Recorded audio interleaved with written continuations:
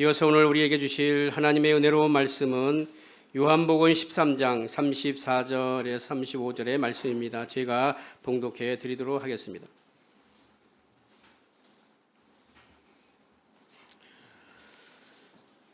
새 계명을 너희에게 주노니 서로 사랑하라. 내가 너희를 사랑한 것 같이 너희도 서로 사랑하라. 너희가 서로 사랑하면 이로써 모든 사람이 너희가 내 제자인 줄 알리라. 아멘. 이제 우리 담임 목사님 나오셔서 너희도 서로 사랑하라는 제목으로 이제 말씀 선포하실 때 큰 은혜와 축복의 시간 되시기를 바랍니다. 새 계명을 너희에게 주노니 서로 사랑하라. 예수님께서 제자들에게 새 계명을 주셨습니다. 이 말씀 우리가 익히 잘 아는 말씀입니다. 새로운 계명은 서로 사랑하는 것입니다. 오늘 우리는 오늘 주신 예수님께서 이 말씀을 통해서 영적 교훈을 받겠습니다. 새 계명을 주셨으니, 새 계명을 주니, 계명이란 무엇인가에 대해서 먼저 한번 살펴보겠습니다. 먼저 계명이라는 것은 이 종교적으로나 도덕적으로 반드시 지켜야 할 규정, 혹은 하나님을 믿는 사람이라면 반드시 지켜야 될 최소의 규정을 계명이라고 말합니다.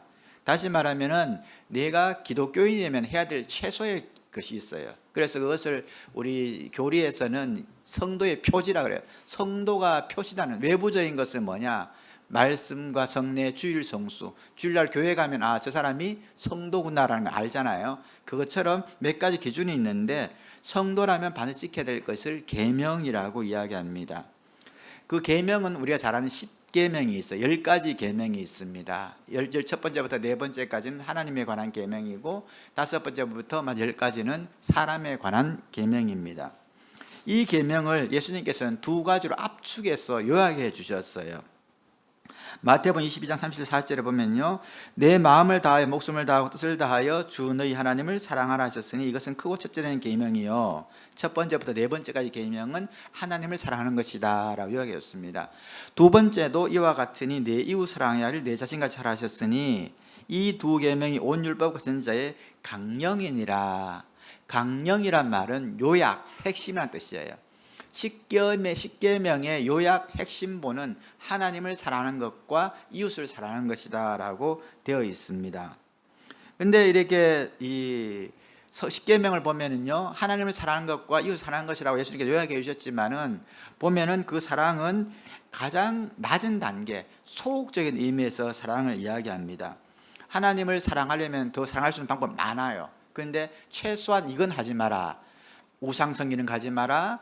하나님 이름 욕되게 하지 마라. 적어도 주일은 지켜라. 이 정도는 최소적으로 해라라고 하는 거예요. 이웃을 사랑하려면 더 많이 할 수 있어요. 그러나 적어도 이웃에게 피해는 끼치지 마라. 살인, 간음, 도둑질, 거짓 증거, 이런 건 이웃을 괴롭히는 거예요. 이건 하지 마라. 그리고 네 부모는 공경해라. 이것은 이웃을 향한 최소의 계명을 주셨는데 그 계명에도 사랑이 담겨 있다는 것을 알려주십니다. 두 번째 우리가 생각했으니 그러면 우리가 이 계명은 왜 주셨는가 하는 것이에요. 예수님께서는 왜 계명을 주셨는가, 성경은 왜 계명을 주셨는가 할 때에 두 가지로 생각해 볼 수 있습니다.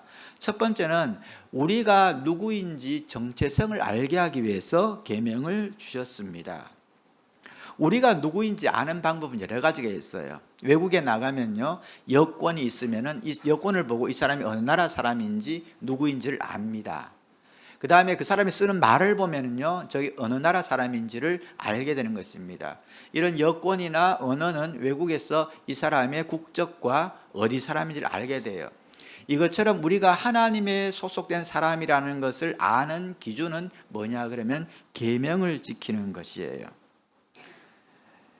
그래서 우리가 하나님의 계명을 지킬 때에 우리가 누구인지 어디에 속해 있는지를 알게 된다는 것입니다. 두 번째 계명을 주신 이유는요, 우리가 잘되고 행복하게 살기 위해서 계명을 주셨어요. 계명을 지키는 게 너무 힘들다, 무겁다 그런 게 아니에요. 적어도 우리가 행복하게 살려면 다른 사람의 피해는 끼치지 말고 살아라. 다른 사람들과 잘 화목하면서 살아야 됩니다. 그렇기 때문에 남을 돕고 사랑하고 살기 위해서는 다른 사람에게 피해를 끼치지 말아야 돼요. 소극적인 의미에서 사랑입니다. 피해를 끼치지 않고 해를 끼치지 않으면 그래도 안정된 관계에서 살 수 있어요. 결국 계명 속에는 하나님을 잘 섬겨서 너희들 행복한 방법, 이웃과 행복을 관계를 누리는 방법이 담겨 있는 것입니다.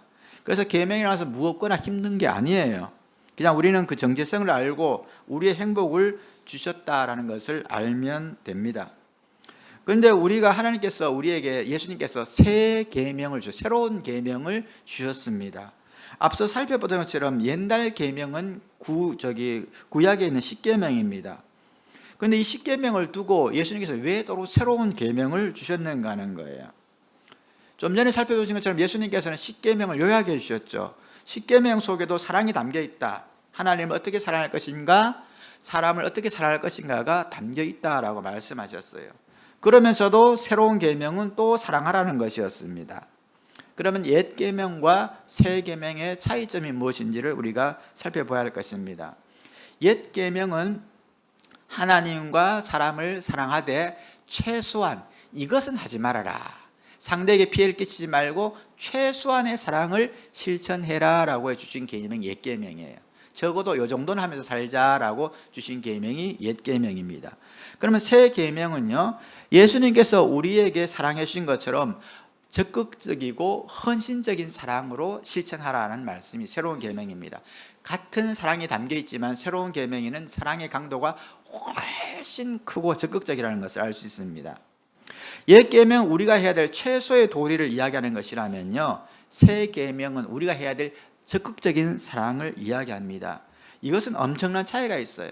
사랑의 실천에 있어서 남에게 피해를 줄 정도의 그런 정도의 사랑을 하라는 것이 옛 계명이라면요, 새 계명은 네가 할 수 있는 한 최선을 다해 적극 사랑을 해야 되는데 그 사랑의 모델이 누구냐?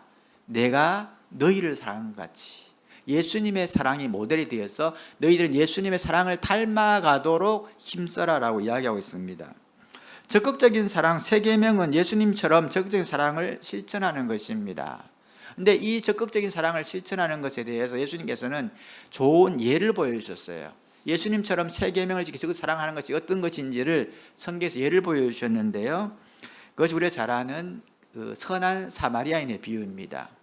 예루살렘에서 여리고로 내려가는 길에 강도 만난 사람이 있었습니다. 강도를 당해서 두드려 맞아가고 돈 뺏기고 해서 굉장히 어렵게 처한 사람이 있어요.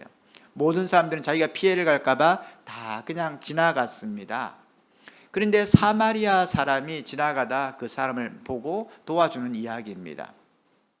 사마리아 사람들은 유대인들이 개로 여기는 사람들이에요. 다시 말하면요, 우리식으로 쉽게 설명하면요, 어제까지 우리 동네에서 나를 보고 지나갈 때마다 나를 보고 개 XX라 욕하는 사람이 있었어요. 근데 그 사람이 어느 날 다른 데 가다가 고속도로 옆에 처박혀가지고 지금 다 죽어가고 있는 거예요. 그럼 우리는 어떻게 말할까요? 드디어 하나님께서 벌을 주셨다, 공의가 실현됐다, 아이고 고소하다, 이렇게 말할 거예요. 그냥 보통 모르는 사람도 아니라 매일 나를 경멸하고 욕했던 사람이 저렇게 쓰러져 있는데 저 사람을 도와주는 선한 사마리아 사람의 모습을 예수님께서는 새 계명, 사랑을 실천하는 모습으로 설명하고 있습니다. 그는 자기를 괴롭혔던 사람에게 데려가서 치료를 해줍니다. 자기의 시간을 낭비합니다. 그 다음에 자기의 돈을 드립니다. 그래서 그를 치료해 줍니다. 여러분, 요 내용을요 그대로 가지고 와가지고 이 시대에서 우리 중에 누군가 이렇게 했다라고 한번 가정해 봅시다. 어떻게 될까요?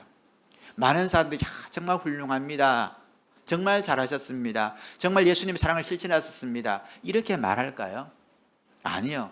제가 묵상해보고 생각해 볼 때는요, 10명에 10명이면 다 너는 오지랖이 그렇게 넓냐, 너는 바보냐, 너는 배알도 없냐, 그런 놈을 왜 도와주냐, 너는 돈이 남아 돌아가냐, 시간이 남아 돌아가냐, 이런 비난만 쏟아질 것이 이 현실이에요. 사실이에요. 그 정도로 도와주고 사랑을 베풀면요, 이 사회에서는 이상하게 이렇게 취급받을 수 있는 사회에 우리는 살고 있습니다. 예수님께서 우리에게 주신 새 계명은 적극적인 사랑을 실천하는 것입니다. 그런데 이 적극적인 사랑을 지금 이 시대에 실천하면요, 정상적인 사람으로 보이지 않게 될 가능성이 굉장히 높아요. 저도 남 돕는 일을 좋아하고 잘하는 편입니다. 그리고 때로는 예수님의 사랑 말씀을 실천해 볼 예수다 보면 좀 과도하게 도우려고 할 때가 있어요. 그럴 때 항상 제가 사람들에게 이상하게 비춰지거나 이상한 사람이 되는 것들을, 그 느낌들을 저도 경험할 때가 있습니다. 이것이 이 시대가 우리 사는 현실이에요. 그러나 그럼에도 불구하고 예수님은 그렇게 살아가라라고 우리에게 명령하시는 것입니다. 적극적인 사랑을 실천하는 것은 때로는 세상에서 바보가 되는 거예요. 엄청난 손해를 보는 것입니다. 그러나 이런 세상의 사랑을 베풀 때에 세상은 변하게 되는 거예요. 하나님 나라가 임하게 되는 거예요. 적당히 소극적으로 그냥 서로 피해 안 주는 상태에서 우리가 사랑을 해가면요, 아무 일도 일어나지 않습니다. 복음은, 사랑은 적극적인 사랑의 실천을 통해서 일어나게 되는 것입니다. 예수님께서는 새 계명을 지키는 사랑의 정도, 강도에 대해서 어느 정도로 해야 되는가에 대해서 선한 사마리아 사람의 예도 들으셨지만 또 하나 있어요. 내가 너희를 사랑한 것 같이 너희도 사랑하라. 내가 너희를 사랑한 것이 앞으로 너희가 사랑해야 될 사랑의 모범이고 모델이고 가야 될 최종 목적지다라고 이야기해 주신 것이요. 여러분, 심 어렵습니다. 불가능한 이야기 같아요. 그러나 이것은 우리가 지금 완전히 하라는 소리가 아니고 그 방향을 향해서 계속해서 나가라는 이야기입니다. 어디까지 갈지 모르지만은 주님 오실 그때까지 우리는 어느 단계까지는 가더라도 이전보다는 주님의 사랑을 더 많이 닮아 있어야 된다라는 것을 보여줍니다. 그 예수님 우리를 어떻게 사랑하셨습니까? 우리가 계속 보면 살펴봤잖아요. 13장 1절에서 예수님의 마지막 때에 돌아가실 때가 다 된 걸 아시고 자기 사람을 끝까지 사랑하셨다. 할 수 있는 최선을 다해서 사랑해 주셨다. 자신의 생명이 이 땅에서 다할 때 시간이 된 것을 아시고는 할 수 있는 최선의 사랑을 해주신 것이 예수님의 사랑이었습니다. 요한복음 13장 14절 15절에서는 제자들의 발을 씻기면서 말씀하셨어요. 나는 너희들의 주고 너희들의 선생이다. 맞다. 그러면서 내가 너희들의 발을 씻겨주니까 이것처럼 너희들도 이렇게 살라고 내가 직접 본을 보여주는 것이라고 예수님께서 말씀해 주셨어요. 무슨 말입니까? 더 높아지면은 나처럼, 예수님처럼 발 씻겨주는 자리까지 내려가서 섬기는 사람이 되라. 그리고 네 삶이 끝나가는 그런 시점이 있더라도 할 수 있는 최선을 다해 사랑을 베풀어라. 이것이 예수님의 사랑의 모델이에요. 그리고 너희들이 내 제자라면 이 사랑을 닮아 배워가면서 와라라고 이야기하는 것입니다. 예수님께서는 십자가에서 자기의 목숨을 주시는 것까지 베푸시는 사랑을 우리에게 보여주셨습니다. 이 사랑의 실천이 바로 새로운 계명을 주신 것입니다. 사도 요한은요 이렇게 말씀합니다. 예수님의 사랑을 우리가 배웠다면 이제 우리가 해야 될 일은 예수님의 사랑을 실천하는 것이다 라는 것이에요. 그것을 요한 1서 3장 16절에서 이렇게 말합니다. 그가 우리를 위하여 목숨을 버리셨으니, 예수님이 우리를 위해서 목숨을 버리셨으니 우리가 그것으로 사랑을 알았다. 그래서 이제 우리도 형제를 위하여 목숨을 버리는 것이 마땅하니라. 그래서 예수님의 제자들은 다 순교의 제물로, 희생의 제물로 섬겼습니다. 사랑을 다 베풀다가 인생을 마쳤어요. 그래서 이것은 우리가 거기에 도달하지 못할지라도 우리가 가야 될 방향성을 이야기해 주는 거예요. 우리의 사랑은 예수님을 닮아가야 하고 그 정도는 해가 가고 날이 갈수록 점점점 더 깊어져야 한다는 것을 말씀해 주십니다. 우리는 이런 사랑을 하기가 참 힘들어요. 앞서 말씀드린 것처럼 이 사회에서요 적극적인 사랑을 베풀면요 내가 바보 되는 건 두 번째 치고 사람들이 바보 취급합니다. 머저리 취급합니다. 그런 시선으로 바라봅니다. 심지어 교회 안에서도 그렇게 볼 가능성이 굉장히 높은 삶에 살고 있습니다. 그래도 이웃을 향해서, 형제를 위해서 더 많이 적극적으로 사랑을 베풀고 나눌 수 있는 자리까지 나가라. 그리고 이러한 사랑을 베풀어라라고 이야기하고 있습니다. 예수님의 이런 사랑을 직접 실천하신 분들이 한국에도 계세요. 우리 한국이 낳은 위대하신 우리 순교자이시죠. 손양원 목사님이라는 분이십니다. 그분은 여수 반란 사건 때요 자기의 두 아들의 친구가 공산당에 빠져가지고 자기 두 아들을 죽창으로 찔러 죽였어요. 그 다음에 그 반란이 해결된 다음에 그 자기 아들을 죽인 사람을 양자로 삼았습니다. 그래서 그 사람을 목회자로 키웠어요. 그래 그분 또 목회 활동하다가 좀 몇 년 전에 돌아가셨죠. 근데 그 아들이 자기 아버지가 그 사람인 줄 몰랐는 거예요. 늦게 알아가지고 그래 방황하다가 다시 회개하고 그 손양원 목사님의 자녀들에게 찾아가서 회개하는 그 잘못을 구하는 모습들이 신문에도 난 것들도 제가 읽어보았습니다. 이분들은 참 훌륭한 분들이죠. 예수님의 사랑을 더 많이 배워서 실천하신 분들이에요. 우린 거기까지 못 가더라도 그 방향을 향해서 계속 가야 한다는 것을 알려줍니다. 예수님은 사랑의 계명을 주시면서요, 중요한 단어를 하나 더 주셨습니다. 그 단어는 뭐냐면 서로예요. 서로. 사랑은 서로 하는 것입니다. 새 계명을 줄 때 사랑하라 할 때에 목적도 없고 대상도 없고 그냥 맹목적으로 쓰는 것이 아니라 공동체 안에서, 관계 안에서 사랑을 할 때는 서로 하라 그랬습니다. 여러분, 사랑은 혼자 하는 것이 아닙니다. 관계 속에서 이루어지는 것이에요. 그런데 이 관계 속에서는요, 여러분, 절대적으로 동등한 사랑을 할 수가 없어요. 50대 50의 사랑으로 똑같이 사랑한다, 이건 있을 수가 없어요. 항상 누군가는 더 많은 사랑을 하게 돼 있고 누군가는 적은 사랑을 하게 돼 있습니다. 이건 원리예요. 그래서 사랑은 어느 쪽으로 흐르게 돼 있어요. 그러나 이 차이가 있다 하더라도 서로가 되는, 기브 앤 테이크가 되면서 주고받는 서로의 사랑이 있어야 이 사랑이 더 풍성해지고 커지게 됩니다. 근데 한쪽에서는 사랑하려고 노력하는데 한쪽은 벽이에요. 한쪽은 사랑을 흡수하기만 해요. 너는 왜 내게 더 많은 걸 주지 않아? 너는 왜 내게 더 하지 않아? 맨날 요구만 합니다. 그렇게 될 때는요, 그 사랑은 깨어지거나 식어버려, 없어져 버려요. 그러나 작지만 힘들지만 서로가 노력하는 거예요. 이 사람이 100을 주는데 나는 10밖에 주지 못해. 그렇지만 나도 너에게 사랑을 주려고 노력하고 애를 쓸게. 이런 마음을 가지면요, 서로 주고받는 사랑 속에서 사랑의 관계가 점점점 더 커진다는 것입니다. 서로의 차이가 날지라도 서로를 위해서 노력해야 돼요. 그래서 예수님께서 사랑에다가 서로라는 말을 넣어주신 거예요. 서로 노력하고 사랑을 베풀 때에 사랑이 더 커집니다. 믿음의 공동체 안에서요, 서로를 향해서 사랑을 더 많이 베풀보면요, 그럼 이 공동체 안에서 사랑이 점점 커지면요, 이 사랑은요, 혈육, 그러니까 친척들이 갖는 사랑보다가 믿음의 형제들이 갖는 사랑이 더 클 때가 많아요. 저는 교회 생활하면서 친척들 간에 베풀어준 사랑보다가 교회 안에서 믿음의 가족들이 베풀어준 사랑이 훨씬 더 큰 사례들을 굉장히 많이 봅니다. 왜? 서로 사랑하면요, 이 사랑은 계속해서 커지게 되는 것입니다. 사랑은 서로 하는 거예요.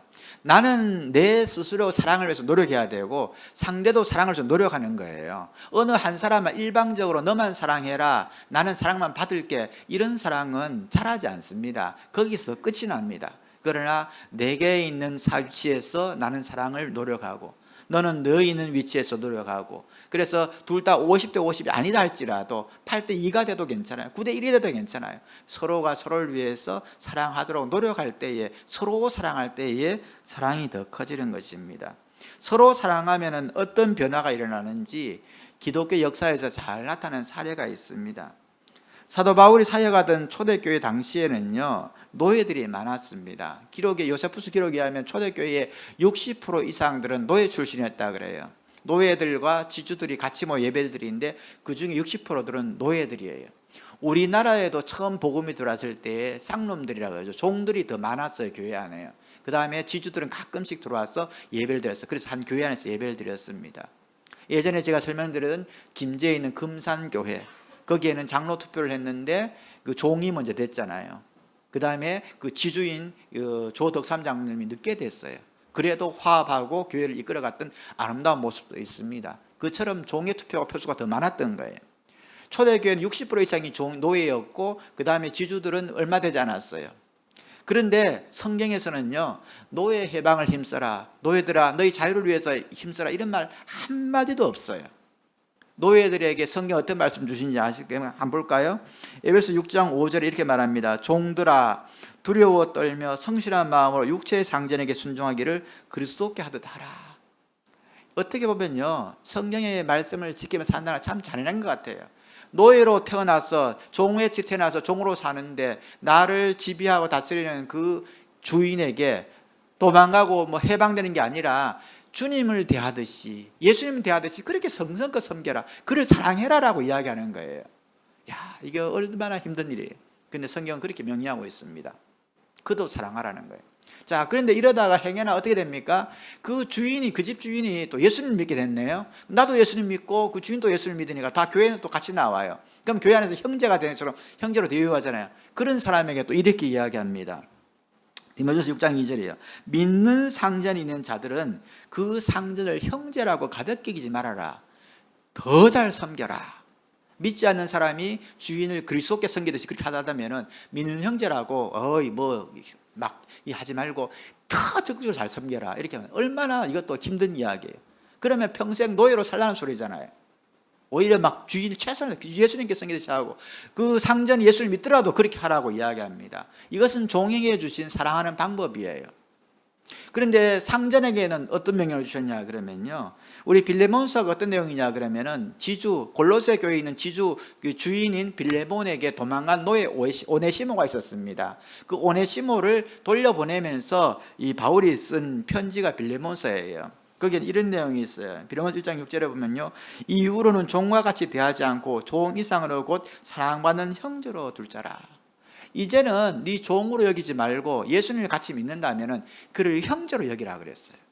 지주는 옛날에는 너는 내가 돈으로 사온 종이야, 그러니까 내가 명령하면 내가 때리면 때려 맞고 일해 쭉 이렇게 했던 사람이 이제는 너는 그렇게 대하지 말고 너 동생처럼, 나이 많으면 누나처럼, 형처럼, 가족처럼 그렇게 대하라는 거예요. 이게 지주나 상전에게도 참 황당한 명령입니다. 왜 내가 돈 주서 내가 부리는 사람을 내가 왜 그렇게 해야 돼? 그냥 그렇게 섬기라 그래요. 근데 초대교회에서는요, 양쪽 다 이 말씀을 실천했어요. 어떤 일이 일어납니까? 역사의 요세프스 기록에 보면요, 복음이 전해진 곳에 노예 제도가 저절로 없어지는 사례가 굉장히 많아졌습니다. 교회에 들어와서 너는 내 형제야, 이제는 형이라고 불러. 그 다음에 제가 어르신으로 모시겠습니다. 무슨 말입니까 주인님, 내가 나이 많다 어르신이 말도 안 됩니다. 제가 주님으로 모시겠습니다. 이렇게 되니까요, 노예 제도가 없어져 버려요. 이것이 서로 사랑할 때 일어나는 놀라운 일입니다.